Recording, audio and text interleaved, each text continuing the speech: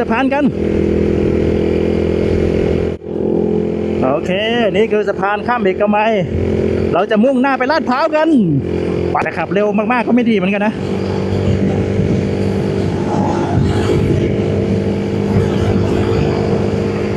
โอ้โหมันมีคนเร็วกว่าเราอีกต้องเบรกแล้วทุกคนเราต้องเบรกแล้วไม่เบรกไม่ได้เพราะว่าอันตรายเกินโอเคเข้าสู่โหมดใจเย็นนะครับ รถเยอะแล้วเราก็มันจะเป็นจังหวะที่คล้ายๆว่ามันจะมีรถเลี้ยวที่จะไปเส้นทางของเราอ่ะนะเราแบบมาจังหวะที่มันเลี้ยวตัดงานเราบางทีเราไม่เห็นนะถ้าเราขับเร็วๆแบบอาจจะมีจังหวะแบบนั้น